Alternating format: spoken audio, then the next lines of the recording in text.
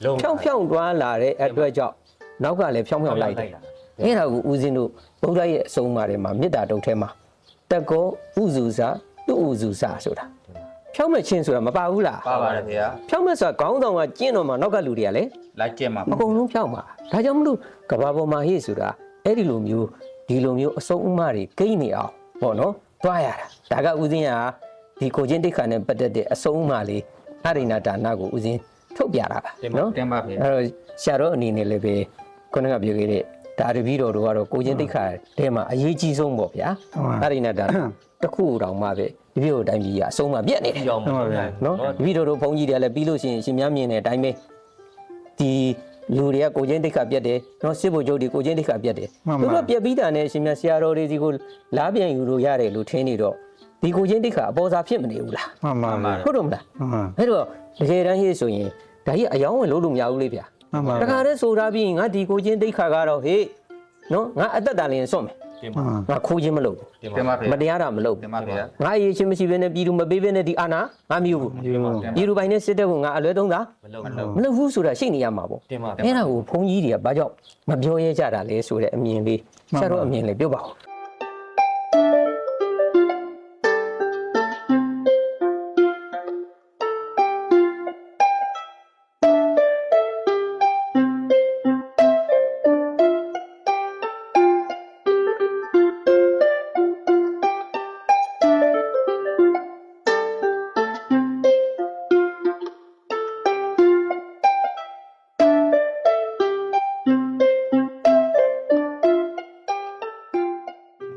ပြည်သူပိုင်းနဲ့စစ်တပ်ကငါအလွဲသုံးတာမလုပ်ဘူးဆိုတာရှိနေရမှာပေါ့အဲ့ဒါကိုဘုန်းကြီးတွေကဘာကြောင့်မပြောရဲကြတာလဲဆိုတဲ့အမြင်လေးဆရာတို့အမြင်လေးပြောပါဦး မှန်ပါဗျာသူတို့ကဟိုမစိုးရင်တဲ့နေတော့မစိုးရင်ကုဆရာတော်ကြီးပါဗျာဥရစာပြန်တော်မူပါပါကြီးဆရာတော်ဥရစာပြောရတဲ့စကားလေးတစ်ခွန်းသွားပြီးတော့တတိရတယ်ဗျာအဲ့ဒါဘာလဲဆိုတော့ဦးဇင်းတို့တိုင်းပြည်ဖုံးကြီးနေရောလူတွေရောကျဲတဲ့နဲ့မျက်စိကြတော့မကျဲဘူးတဲ့ဟိုမကျဲတဲ့နဲ့ဖင်ကောင်းကြတော့ကျဲတယ်ပေါ့ဒါတို့တော့ရိုင်းတဲ့စကားတော့မဟုတ်ပါဘူးဗျာဒါပြည်သူအများပြည်သူကိုနားလဲဖုံးနေနဲ့နားလဲအောင်လက်ရှိတို့ဖုံးနေလဲကြည်ဆန်ကြည့်တယ်ဗျာဖုံးနေလည်းဟုတ်တယ်ဗျာဆရာတော်ဥရဇာပြောသလိုကျဲတဲ့နဲ့မျက်စိကြတော့မကျဲဘူးဗျာဖုံးနေလာလို့ဖုံးနေမဟုတ်ဘူးတို့လူတွေလည်းဒီတိုင်းပဲဒါအဓိကတော့တို့ကခုနဆရာတော်ပြောသလိုပဲဗျာရှေ့ဆောင်နွားလားဖြောင်းမြောင်သွားကနောက်လာတက်တက်ဖြောင်းမြောင်လိုက်ဤဆိုတော့ကိုကရှေ့ဆောင်ရဲ့နွားလားတွေကဖြောင်းမြောင်မသွားကြဘူးအဲ့ဒီမှာပိုးဆိုတာတို့ကိုလက်ရှိဖြစ်နေတဲ့ဘာသာရေးခေါင်းဆောင်ပေါ့ဗျာဘာသာရေးခေါင်းဆောင်တွေကဒါတိုင်းပြည်အချက်ကြတဲ့နေရာတွေပဲဘာဖြစ်လို့တော့ရောဒီလိုရွှေကျင်ဆရာတော်ကြီးပြောခဲ့တဲ့စကားရှိတယ်ဗျာခုတို့ဒီမြန်မာနိုင်ငံကွာတဲ့ဘုန်းကြီးတွေကဥဆောင်နေတာတဲ့တကယ်လက်တွေ့ကြတယ်ဟုတ်တယ်တို့တကားတော်လေးလည်းတခြားကြည့်ပါဘုန်းကြီးတွေကဥဆောင်နေတာဘာဖြစ်လို့ရွာတွေမှာပဲကြီးကြီးဦးစင်းတို့မြို့တွေမှာပဲကြီးကြီးရွာတွေမှာနေတာဘုန်းကြီးတွေပဲဘုန်းကြီးပြောတာနဲ့လူပြောတာနဲ့မတူဘုန်းကြီးတခွန်းပြောလိုက်လို့ရှိရင်အနည်းဆုံးအင်ချီ100ရှိလို့ရှိရင်သေချာတဲ့60 90အကုန်နာတောင်းတယ်တင်ပါဗျာဒီကအဲ့ဒီဖုန်းကြီးကအမြင်ကျဲဖို့အရေးကြီးတာခုတော့ဦးစင်းတို့နိုင်ငံဖြစ်နေတာလူတွေရောဖုန်းကြီးတွေရောဒါတော်တော်များများဖုန်းကြီးတွေအများဆုံးပဲအဲ့ဒီဖုန်းကြီးတွေကဝလုံးကောင်းနဲ့လာတာတဲ့အဆင့်ပဲရှိနေကြတာသူတို့အမြင်တွေမကျဲကြဘူးပေါ့အမြင်မကျဲလို့ရှိရင်ဦးစင်းတို့တိုင်းပြည်ဘလုံးမပြန်မကောင်းနိုင်ဘူးတင်ပါအဲ့ဒီမကောင်းနိုင်တဲ့ခုဓမ္မနဲ့အတ္တမခုရှင်းလာတဲ့ပွဲမှာဖုန်းကြီးတွေကရဲရင်မပြောရဲဘူးဆိုတာလဲဒါလည်းဘုန်းကြီးနေအမြင်မကျဲတာလည်းပါတယ်အမြင်မကျဲတဲ့ထဲမှာ तू အမှန်မှန်ကန်ကန်မစင်းစားနိုင်တော့မတွေးခေါ်နိုင်တော့ဘူးအဲ့ဒီထဲမှာပိုးဆိုတာလာဘတက္ကာရတိလောကဒါတွေနဲ့မြူဆွဲလိုက်တော့ဘုန်းကြီးနေပါစအကုန်လုံးပိတ်ကုန်ကြတာ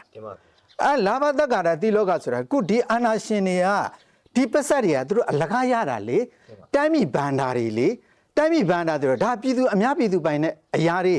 အဲ့ဒါတွေကိုဒီကောင်တွေကသခိုးတွေခိုးပြီးတော့ရတာတဲ့ဥစ္စာတွေကသူတို့ကြတော့အလွဲသုံးစားလောက်တာပေါ့အဲ့ဒါကရှေ့ကဆရာတော်ပြောကြတာအရိဏဒါနဗုဒ္ဓသာသနာစိရန်တိတ်တဲ့သူဖရာရဲ့အဆုံးမရင်ထဲမှာတီးရမယ်လို့ပြောတာဟုတ်အဲ့ဒါတီးမှာဥစဉ်တို့သာသနာကြာမှာလေရှိကြတီးမှာဆိုတော့ခုအဲ့ဒီအထက်ကဖြစ်နေတယ်သူတို့ခေါင်းဆောင်တွေကစပြီးတော့ဗုဒ္ဓသာသနာစိရန်တိတ်တဲ့သူဆိုတာဒီအရိဏဒါနအဆုံးမဖရာဆုံးမတီးသလားဆိုရင်သူတို့မတီးဘူးသူကုန်ခိုးကြတာသူတို့ရင်လားဆိုလို့ရှိရင်ခုဖုန်းကြီးလည်းကြည်စံကြည့်တယ်ဖုန်းကြီးလာဘတက္ကာတာတိလောကဒါမက်ကြတာခုနရှေ့ဆရာတော်မင်းတို့ညာဗုဒ္ဓတက္ကသိုလ်ပြောခဲ့လို့ပဲဒီတိလဆိုတာကိုယူကျင်တဲ့ယူရရအရာမဟုတ်ပေါ်တော့အရာမမဟုတ်တာကြီး အဲ့တီလာကိုယူလိုက်ပြီးခိုးလိုက်ခိုးပြီးတော့ပြန်ယူလိုက်ပြီးခိုးလိုက်ခိုးပြီးတော့ပြန်ယူလိုက်ဆိုတော့ဒီတီလာတွေကအဘောစားတွေဖြစ်နေကြတာဦးဇင်းတို့တကယ်ဓမ္မဆိုတာ तू ကရဲရဲနဲ့တရားမှန်မှန်အမှန်နိုင်ပြောရတဲ့တရား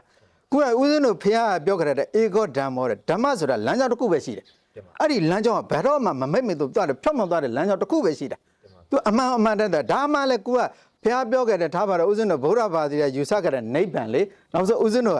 ဒီအမှန်နိုင်ပြောမှဒီနိဗ္ဗာန်ရောက်မှာပေါ့ကိုကအမှန်နိုင်မပြောဘဲနဲ့ကိုဘုန်းကြီးတွေပြောနေတဲ့နိဗ္ဗာန်ဘယ်လိုလုပ်ရောက်မှာတော့တွေ့ကြည့်လေကိုဓမ္မနဲ့အတ္တမဓမ္မကိုဓမ္မတိုင်းမပြောရဲအတ္တမကိုအတ္တမမတိုင်းမပြောရဲနဲ့ဒီဘုန်းကြီးတွေကိုယ်တိုင်ပြနေတဲ့ဒီနိဗ္ဗာန်ဆိုတဲ့စကားကြီးကအဝေးလိုဖြစ်နေကြတာအဲဆိုလို့ရှိရင်ခုနဘုန်းကြီးတွေရရွတ်ခဲ့တဲ့ခုနဗုဒ္ဓသာသနာစိရန်တိတ်တဲ့သူဥစဉ်တို့ဒီသာသနာဘယ်လိုလုပ်ကြာမြင့်ရှံတီမြင့်တီတော့မလဲဒါတွေကိုအားလုံးဘုန်းကြီးတွေနဲ့နားလည်ရမှာဟွာတွေလည်းသိရမှာပြည်သူတွေကလည်းနားလည်ရမှာဒါနဲ့ဦးစင်းရတယ်ယုံကြည်ပါတယ်ဆိုတာဒီပြုံးစာပြောနေမှာခုလူငယ်တွေကအရင်လိုဖုန်းနေဂျင်းတဲ့ဂျင်းနဲ့ထက်လို့ရတယ်ခင်မဟုတ်တော့ဘူးခုလူငယ်တွေကလက်တွေကိုဆန်းစစ်လာပြီဒါကြောင့်မို့လဲခုတော်တော်များများဦးစင်းတို့လည်းကြားနေရတာပဲမြင်နေရတာပါဘာဖြစ်လို့လူငယ်တွေဘာသာမဲ့တွေဖြစ်ချင်တယ်ဆိုတာဒါကတော့အရင်စစ်အမြင့်မြေပေါ့အဓိကတော့ဖုန်းနေရဲ့အတုံးမကြမှုဖုန်းနေရဲ့အမြင်ချင်းမှုကြောင့်ဒီစကားတွေဒါလူငယ်တွေရင်ထဲမှာထွက်လာတာဒါတွေကိုဒီလူငယ်တွေကိုဖုန်းနေရမှန်ကန်မပြနိုင်တာလေမှန်ကန်မပြောနိုင်တာမှန်ကန်မပြောနိုင်ဘူးမပြနိုင်ဘူးဆိုတော့ခုနသူတို့ကလည်းဒီအာနာရှင်ရဲ့ခိုင်းတဲ့အတိုင်းရဲမပြောရဲမဆိုရတာအဓိကတော့ဓမ္မကိုဓမ္မတိုင်းမပြောရတာပေါ့အတ္တမကိုအတ္တမတိုင်းမပြောရတော့လူတွေကအယုံကြည်တွေမဲ့လာတာအယုံကြည်တွေမဲ့လာတာကင်းပြလာတာဒါကဘသူတွေလောက်တာတော့ဒါဖုန်းကြီးတွေပဲလောက်တာခုနရှေ့ကဆရာတော်ပြောကြလို့ခုနဥဆုံပစ္စတိပုံကဟောပဲဒါရှေ့ကဖြောင်းမြောင်မသွားခဲ့လို့ဖြောင်းမြောင်သွားလို့ရှိရင်ဦးဇင်းတို့ရဲ့အခုသူဘုန်းကြီးတွေရောဗုဒ္ဓဘာသာတွေကရည်ညွှန်းခဲ့တဲ့ဗုဒ္ဓသာသနာစိတ္တန်တိတ်တဲ့ဥစ္စာကြာမြင့်စံတီမှာပါအဲ့ကြောင့်မို့ကိုဆရာတော်တပည့်တော်ဟွာပေါ့ဗျာလီဝိုင်းပြောရတဲ့စကားလေးလည်းရှိပါတယ်ဗျာသူကမရောက်တဲ့ပုဂ္ဂိုလ်ကမရောက်ထိုက်တဲ့နေရာကိုရောက်လို့ရှိရင်အဲ့ဒီတိုင်းပြည်ပြက်ပြီဆိုရတဲ့ဒီစကားလေးပေါ့အဲ့ဒါဆရာတော်ရှေ့ဆက်ပြီးတော့မိတ်မိပါအောင်ဗျာမှန်ပါဗျာဟိုဒီပြည်တော်တို့ကဒီဗုဒ္ဓဒါရဏံစိတ္တန်တိတ်တထုပေါ့နော်ဒါလေးနဲ့ဆွေးနွေးပြနေတော့ဒီပြည်တော်တို့ကပြောခဲ့တဲ့အမှန်တမ်းအရေးကြီးတာပေါ့နော်ကိုနှလုံးသားထဲမှာကိုကဒီအဆုံးအမတွေတည်သလားပေါ့ဟုတ်တယ်မလားတည်နေတယ်ဟေ့ဆိုရင်ခုနပြောခဲ့တဲ့ဝင်ကြီးချုပ်တင်ကိုယူလို့ပြောခဲ့တယ်လို့ကိုမရတဲ့နေရာကိုပဲခိုးယူမလဲတင်ပါဗျာမရတဲ့နေရာကိုယူလိုက်တယ်ဟေ့ဆိုတာခိုးတာပဲလေတင်ပါလူကကိုရည်ချင်းနဲ့ကိုထိုက်တန်တာပဲသွားရတာလေတင်ပါဒါကြောင့်မလို့ကဘာပေါ်မှာရေးဆိုတခါကြီးတို့လည်းမြင်တွေ့နေကြရတာပဲနော်ဂျပန်ကဝင်ကြီးချုပ်ဟေ့ဆိုရင်လေသူတို့တာဝန်ယူထားတာလေးပြက်ကွက်တယ်နော်ဆိုရင်ဘာလုပ်လဲ resign လုပ်ပြတာဒါတော့သူတို့ကပြည်သူအပ်ထားတာနော်တင်ပါဗျာသူတို့မယူဘူးငါအရေးချင်းနဲ့ဒါငါမစီမံနိုင်ဘူးမခံခွဲနိုင်ဘူးဟေ့ဆိုတခါကြီးတို့ကဘာပေါ်မှာနော်ခဏနာအင်္ဂလန်မှာရေးဆိုလဲဝင်ကြီးချုပ်တွေ resign လုပ်တာနှုတ်ထက်တာ